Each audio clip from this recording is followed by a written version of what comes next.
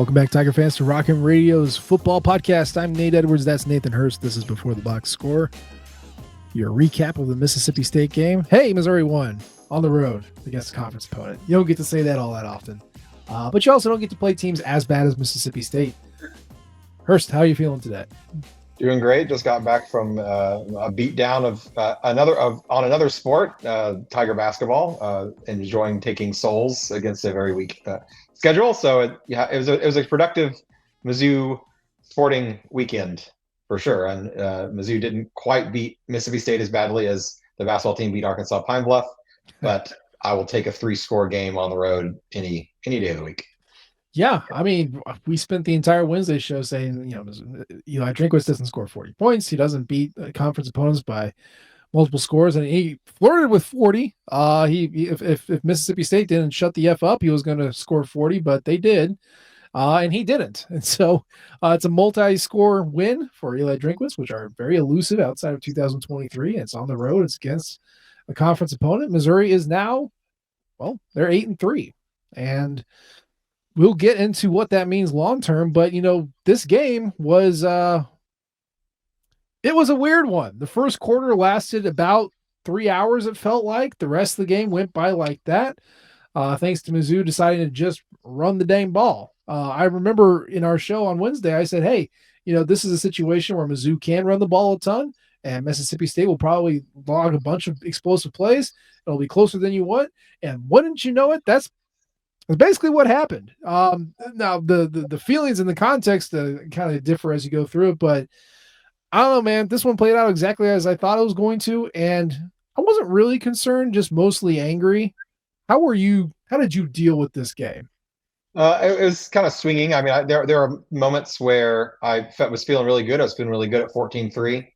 I was feeling really good at 28-10. I was feeling really good at 31-13. And then, there'd be a play here or there, a defensive breakdown that would kind of agitate me. And then, we'd come back and score again. It did, back to playing out how we had predicted. I will give you credit. You predicted a 38-20 score. And had Mizzou not gone for two, they would have finished 38-20. So I was a little more optimistic on the offensive end. I thought we'd get to 30 or 41, but we were close. We were 38-20, 41-24. So we were right about where we thought it'd be. We knew Mizzou was going to move the ball. We knew they were going to put up points. We knew that Mississippi State was going to put up some points as well. So it played out like we did, but also in a weird way. So I didn't necessarily expect it to be as weird. I didn't expect the defense to give up 100+ yards to their running back on the ground. But they gave up fewer yards to the air. I thought they'd have a few more explosive plays to the air, which they didn't have. Mississippi State, that is. So it all evened out to a healthy, comfortable. There was a time there in the late third, early fourth quarter where it was a little, could have gone either way, but the defense bowed up, got a big fourth down stop, which I thought Mississippi State probably should have kicked the field goal. They chose not to, and the rest is history at that point. Yeah, I mean, sitting here and saying, hey, Missouri's going to win. It's not going to be as much as you think, and they're going to give up some big plays. You can hear that, and you can go, okay, I'm good with that. And then you experience it, and you're like, oh, my God. Because it's how they give up the big plays. It's the bad angles, or it's the continuous bad tackling, which kind of reared its head again. Or lack of tackling, more just hitting instead of tackling, which is very frustrating. So, I mean, the context of how you get there can really color how you feel about it. And, sitting there watching your TV, it feels like it's avoidable, these big plays. But this is kind of what Mizzou's defense does, and they weathered the storm. They had some key stops, like you mentioned. Of course, Missouri's offense just went, full, just sit on it, pow, sumo wrestler on your chest, and just did not give Mississippi State a chance to run their offense in the second half. Very content, just let the clock die, and it worked. It worked. That's the best part. So Mizzou finished strong with their scoring opportunities, especially in the first half. I think they averaged 7 points in the first half per scoring opportunity. Started settling for field goals and just being content moving the ball. How many To your knowledge, how many times have you witnessed a Mizzou football game where they ran the ball 52 times? I was Oh I my was God. racking my brain. I can't think of the last time I've seen that. It would have, it probably would have been if it wasn't 2020. Yeah. They like to run the ball a lot in 2020 with Larry Roundtree. If it wasn't 2020, it would have probably been one of those like Brad Smith, Zach Abron teams in Yeah. 2003, Yeah. circa Texas Tech, where they blew Yeah. out Texas Tech on the ground and ran over them all day. So it would probably, if it wasn't 2020, it'd be 2003. That would be my guess. See, now I'm not gonna look at that game because that was the 62-31, right? That's the one you're Yeah. talking about. Or perhaps if there was a year in between 2011, they ran the ball a lot with Henry Josie, with James Franklin, with They did Marcus 2011. Murphy at 2011. That would have been my other guess. Yeah. Well, I'm not sure if I'm going to be able to find a box score that's that old, but yeah, I would say Texas Tech is a good choice there. Um, maybe this has it. Isn't this a good show? I'm glad you all are showing up for this. Here we go. Box score, final, uh, individual statistics. It looks like, oh, I remember BJ Simons. That's a dude, 40 for Mm. 62. Whoa. Wes Welker was on that team too. That's fun. So Missouri ran the ball 19 times with Brad Smith, 25 times with Zach Abron. Let me add this up. 19 plus 25 plus 10 from Damian Nash, RIP. That's 54 runs. There There you you go. go. There you go. Boy, got to go back to 2003. Yeah. That's crazy. And that was three guys. I mean, this was, Missouri, to their credit, they've done a good job of trying to spread out the wealth and get a lot of running backs on there between Brady Cook, Jamal Roberts, Kwan Lacey got a carry before he was injured. And then, of course, Nate Noel and Marcus Carroll. That's five dudes, 52 carries. Nate Noel was obviously the bell cow. He was the headliner, but man, this is Missouri offensive line, even with the backup center, it was a bad defense, but they did what they're supposed to do, and they leaned on these guys. It was very impressive to see. Yeah, it took them a little while to get going. The offensive line was actually quite bad the first two Yeah, drives of the game, which kind of just goes back to the continual slow starts this team has on the road or at home. It doesn't seem to matter. But that wonderful fumble recovery and scoop and score kind of jump started things, and they never looked back after that. They kind of slowly got their forward momentum and never looked back. Drake Heismeyer was very good again. He had one iffy snap, which in 3 games, if your backup center's going to have one iffy snap, you're going to take that, and it didn't result in anything too disastrous. The offensive line was great. Was great. yeah, yeah. And Missouri did try to throw the ball a couple times. 21 passes were called. One of those was a sack. So Brady Cook ended up 15 for 20 for 268 yards. That's a 75% completion percentage, by the way. They did not do it much, and in fact, most of the time they did it in the first half. But kind of like what we said on Wednesday is like, yes, you're going to be able to run the ball and kind of get away with it and not have to worry about anything else. But also, you only have Luther Burden and Theo Weiss for a handful more games. It'd be really nice to see them. They got involved. Luther Burden's catch in the first half, the touchdown catch, it's like he glitched through the system. I don't know how he caught that. Theo Weiss had some big plays. We saw Marquise Johnson have a big play again. Like you want to get reminded that they can throw the ball as well as run it, even though they're better running. And it was a complete offensive performance against one of the worst defenses in the country. I know that, but it was complete. It made me feel good. Definitely, it was by far Brady Cook's best game of the season, albeit against the probably fourth worst team that they've played this year, but by far his best game. 15 for 20, 268 yards. Only one touchdown, but that one was a great play where he scrambled out, made an accurate throw on the run, which we have not seen much from him. His ankle, by the way, looked way better. Yeah. Really, in general, he looked across the board. He looked more healthy, but especially his ankle, he was much more comfortable. It looked like getting out of the pocket, throwing the ball downfield. It was also Luther Burden's best game of the year, I'd have to say, 7 for 91 yards in the touchdown. That catch was the type of catch that happens to you against you in NCAA 25. It makes you want to throw your controller into the screen because there's just no way that ball should have not been deflected by the defender, and yet somehow it's a touchdown in the back of the end zone. So, congrats, Luther! You are now making video game plays for real. And of course, Mississippi State tried to win too. I'll give them credit for that.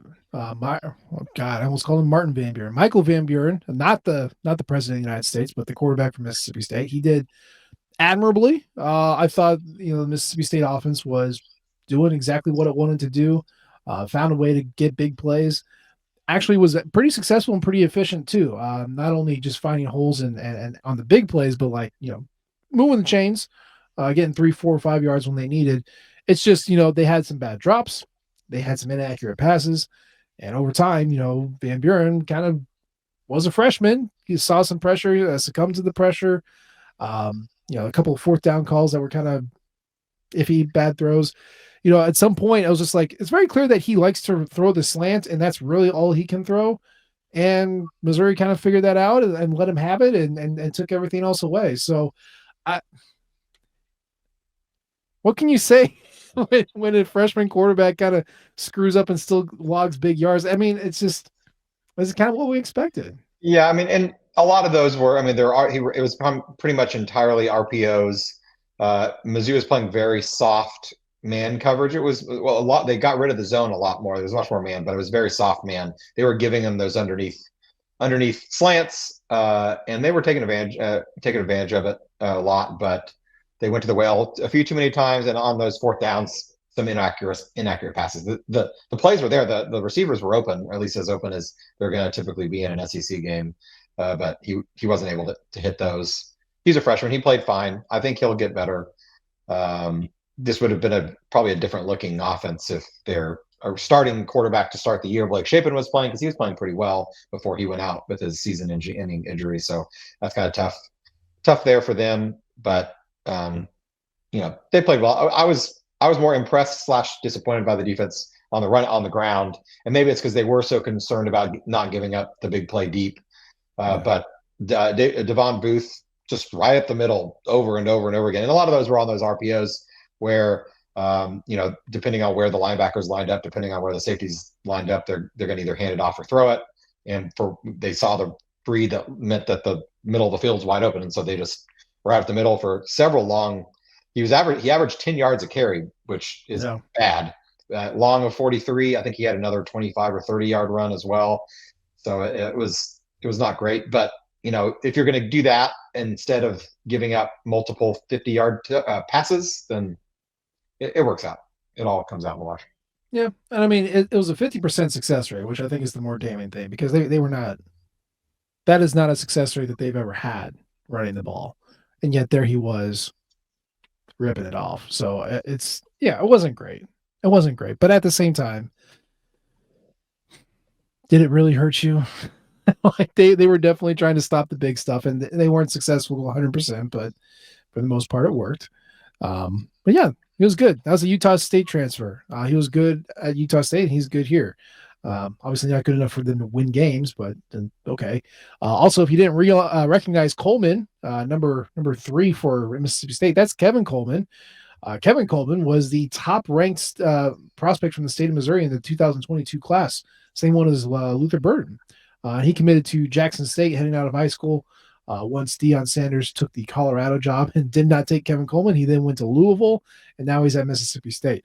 I thought he played well. I thought their receivers were good. I mean, that's kind of what a Jeff Lebby offense does. It gets receivers open in space to let them do their thing. Again, not enough. I just, when you go that fast and you're that good at creating big plays like that, and you go up against this defense, you're just this sort of thing is going to happen. I thought for the most part, the secondary, no, they gave up a lot of passing yards, whatever. Like I just, it's still the same team, and at this point in the season, kind of what you're going to get. If Mizzou goes up against a team that can create explosive plays, they're going to give up explosive plays. If they go up against a team that likes to run the ball a lot, they're not going to give up a lot on the run. They're really good at that. So teams have to find a way to take advantage of the obvious flaws that this defense has. Mississippi State did that. And guess what? Arkansas is going to be able to do that too. Now, Arkansas is not nearly as explosive or reliably explosive as Mississippi State, but they're still going to try to do the same thing. So this isn't, this part of the season is kind of fun. It's also kind of not interesting because like we know what's going to happen. We just don't know what the point total at the end is going to be, and if it hurts you too bad. So I don't know. I just it went exactly as I thought it was going to go. And yeah, I was frustrated in the middle, but like I was still pleased overall with the performance. Yeah, I mean, you win you win a game once again by 3 scores on the road in the SEC, no matter what SEC team it is. I mean, you'd be happy. Mizzou beat Vanderbilt last year by 3 scores on the road. I was pretty happy with that. And that Vanderbilt team was just as bad as this Mississippi State team is. So you're not going to give those back. You're going to take them and you're going to cherish them and you're going to love them. Those 3 score road wins, Yeah, always. yeah. And it's nice to go, be 10 minutes left in the game and not be sweating and biting your fingernails, which most of the time under Eli Drinkwitz, that's the case, whether or not they end up winning or not. They tried to, though. I mean, they tried another field goal inside in the 40 to 49 range and missed it there in the late fourth, or late third, early fourth quarter. Late I third, think it was yeah. late third quarter. Yeah. After the second very long drive, which that was frustrating. There's something about that yardage range that Blake Craig struggles with for some reason. But I think I figured out what the problem is. That when they get into that range and they don't throw the ball deep or at least downfield, that's when it stalls out. When they get into that 30 to 40 yards on the field, they throw it deep. Luther Burden, touchdown. They throw it deep. Marquise Johnson down to the 5.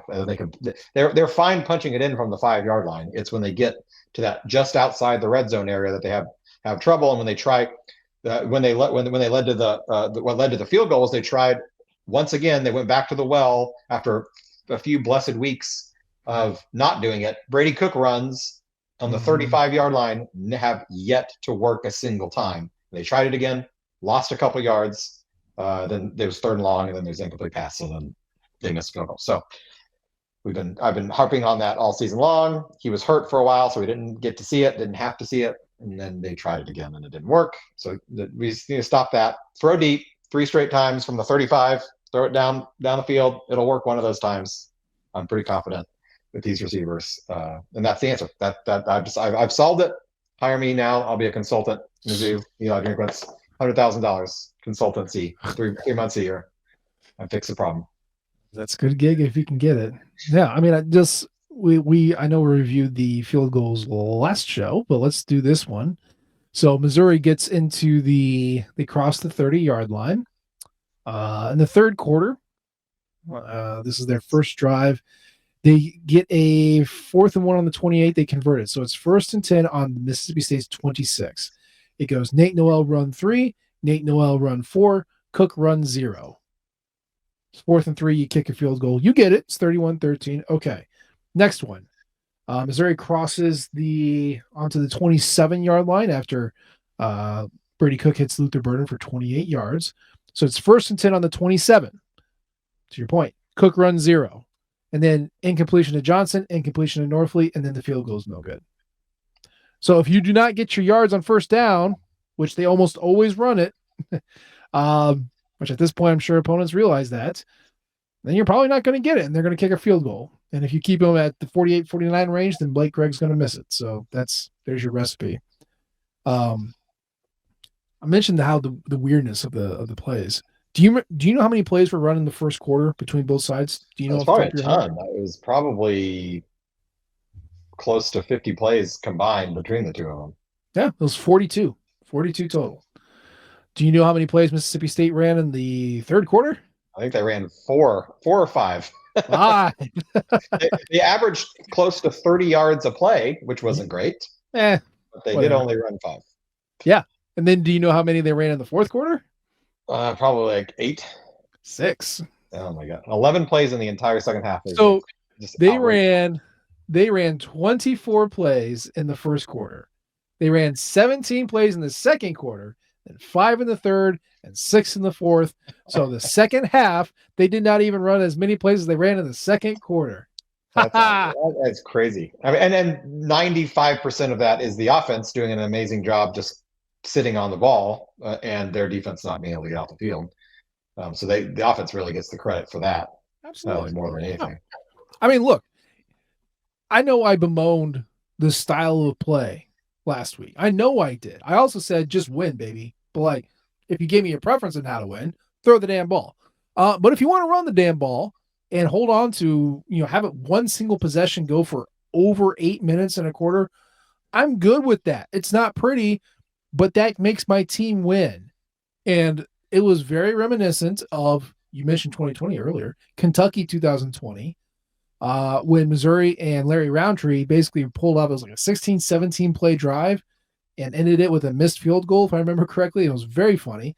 But it took the air out of the sails, and Kentucky really couldn't do anything after that. And that was the first time we threw that monkey off of our back. Similarly, here, we had not been beaten Mississippi State since we became SEC card carrying members. And what does Eli Drinkwitz do? He pounds the rock. Two separate drives that go for like 16 total minutes. I think Mississippi State had the ball for like 3 minutes in the second half, 3 game time minutes. Like that I'm good with that. That is triple option. That is Army. That is Navy. That is just, no, we're not letting you have the ball. Suck it. And it's very funny. It's very, very funny to watch. Again, not interesting, but very funny. And I appreciated that. It's funny when you're on the side that's holding the ball. It is Yeah. just the worst. It just feels like you're getting kicked in the nuts over and over and over again if you're on the other side. Yeah. So it's very nice to be that team that can do that. And for offenses like Mississippi State, where they're entirely rhythm based, keeping them off the field for a full hour between halftime and the first drive of the game, trying to get their rhythm back was very difficult. And they I guess they did their first drive, but then from then on out they didn't do anything. So No.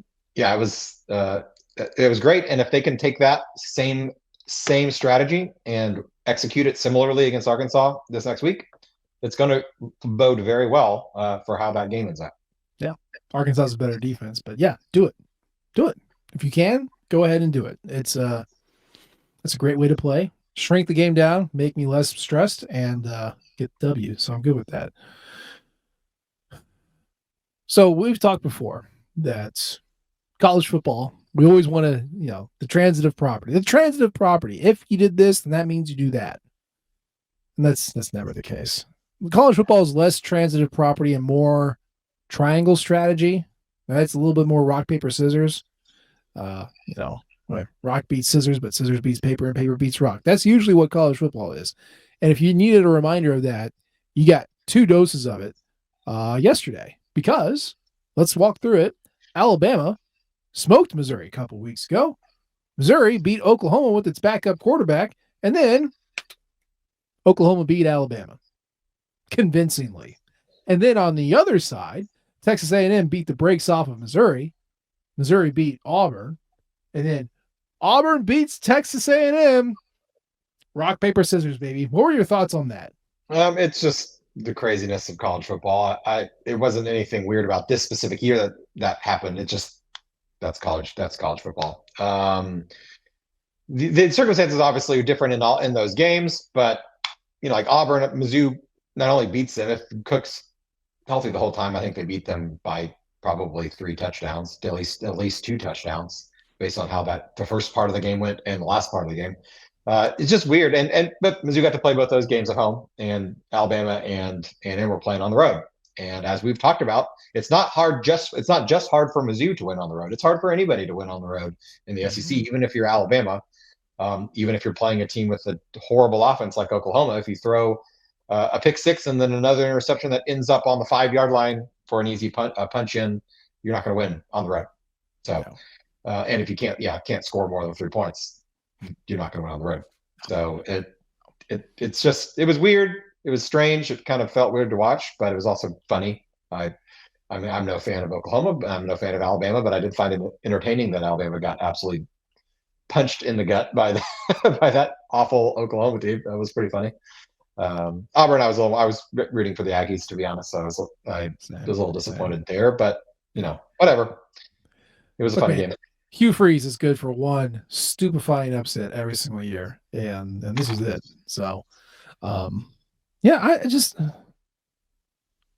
will never understand what the hell happened at Texas A&M. Like, I get why Mizzou lost to Alabama. I think even after the show, I was like, hey, it was working with Brady Cook, and then he was out, and then it couldn't work anymore because Drew Pine, but like you said, could not see safeties. So that one makes sense. I do not understand how that happened at Texas A&M. We can point to, oh, they prepared for a different quarterback, but that only explains so much. And just it's such a befuddling result. I don't I'm never going to understand it. I'm really not. I mean, just chalk it up to college athletes, and they're gonna not play their best every time. And for whatever reason, it was a perfect storm of everyone playing terribly and coaching terribly, and it just it was a perfect storm of awful play. Unfortunately, it all happened in that time in that one game. And Yeah. weirdly, if they had won last week, they would probably still not be in the playoff, but they would be very much in the conversation for the playoff, which is Yeah. frustrating. But I still don't think they would have made it, even if they had pulled it out last minute last week. They still wouldn't have gotten in, but it would have been nice to be in the conversation. No longer the case. It is what it is. We've all accepted it. Hopefully, we Yeah. haven't. Just Musa. Hey man, the consolation prize might be the Las Vegas Bowl, which it's been a while since I've been to Vegas. I don't know. Yeah, Las That'd be Vegas fun. Bowl, Gator Bowl. We've never been there, but have been kicking that one around a while. That'd be fun. Outback Yeah. Bowl, what used to be the Outback Bowl, is now the ReliaQuest Bowl. Any of those would be fun. The first two you'd play Big Ten teams. Vegas Bowl. I Mhm. don't know who's matched up in the Vegas Bowl, but Well, that's an uh, at large for, so yeah, I'm not exactly you kind of sure. flip a coin. Music City Bowl. We were supposed to go there in 2020. Got canceled. Yeah. Could play a Big Ten team there. So it'd be fun to play a Big Ten team.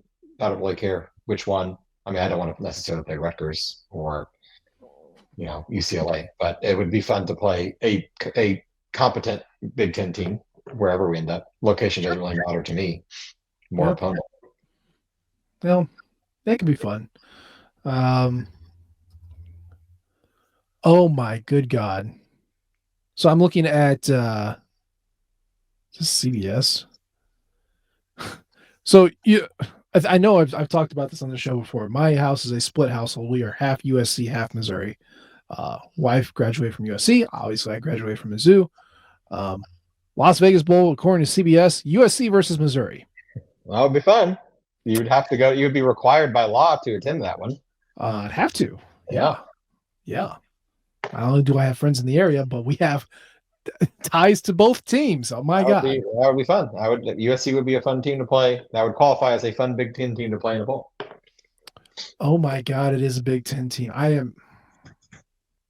Yeah, That I mean, still angers me. I'm assuming you watched the great rivalry that was UCLA USC Big Ten. Long Yeah. lived The Big Big Ten Ten rivalry matchup. last night. Yeah. I did. That Yeah. was not really a very exciting game, but it did happen. No, but the good guys won. And it's still the prettiest game you get to watch on TV every single year. So that's fun. But Yes. yeah, that'd be an uncomfortable couple weeks if it's USC Missouri. I'm not I'm not about that action, boss. I don't want that. Well, I'm going to root for it. You don't have to, but I'm going to root for Okay, it. thank you. I appreciate it. But yeah, I mean, we've got Arkansas this week. It's not on Friday. I know there's like half the fan base who still thinks it is and half that isn't. I fall in the half that still thought it was going to be on Friday. Thank you, TV, for ruining something cool. I liked having my weekend and not worrying about whatever happens and seeing full slate of games on Saturday. But who am I? So yeah, Missouri Arkansas is on this Saturday. It is at Faroe Field. It is senior day. Um, go sit on a Mizzou. Go do another 8-minute 40 run possession and just beat the hell out of Arkansas. How are we? What's our heat check? How do we feel about this game? Cautiously optimistic. Yeah, Um, it would be much more. I'd be much more nervous going into it if it was in Fayetteville than the fact that it's in Columbia. for sure. Arkansas is certainly better than they were last year, but they're not good by any. They're not a really good team, but they are competent. And if you don't play if Mizzou doesn't play their B+ game, then they will be in trouble. Yeah, If Mizzou plays their B+ game, then which I think we saw. I would say on the whole, we saw a B+ game against Mississippi State. If Mizzou plays a B+ game like they did, it's the same caliber that they played against Mississippi State, and the fact that it's in Columbia, Mizzou will win. If they come B-, if the defense gives up three long plays, if the offense can't move the ball, again, if they get down 2 scores early like they've liked to do in the past, they could be a different story. They love that. They love not doing anything on their first possession. It's wild. What is also wild is that, heading into the season, we thought that there was going to be 2 slam dunk fires at this point, right? Billy Napier at Florida and Sam Pittman in Arkansas. And both those guys are going to keep their jobs. Now, I think a large part of that is that they are better than what people anticipated. I think the sneaky part is that the House decision and all the revenue sharing that's somewhere down the pike has really, really cooled the jets on boosters calling for the heads of head coaches before they need to be. To wit, at this point, it is November 24th, and we have had 13 coach firings, all of them at the G5 level. Every single one. Now, if you go back to last year, and by November 24th, we had 7 coach firings, and 1, 2, 3, 4, 5 of them were P5 level. Yeah, the G5 is much more willing to fire coaches this year because A, their buyouts are a tenth of what a P4 coach is. Yeah. B, those programs probably aren't going to be maximizing the amount of revenue sharing with their athletes as that they could anyway, just because they don't have whatever that number ends up being. 20 million has been thrown around. Whatever that number is, they don't have it to give. So they're not going to, if they would much rather pay a $2 million buyout to fire their coach and move on, knowing that they're not going to have to pay it on the other end. It's much harder to justify spending a $20 million on a buyout when you're then going to have to turn around and spend another $20 million to maximize the revenue sharing if you're going to compete in a Power 4 conference and attract any kind of talent, which is what SEC, Big Ten, most ACC, most Big 12 teams will be having to do. That's why we've seen such fewer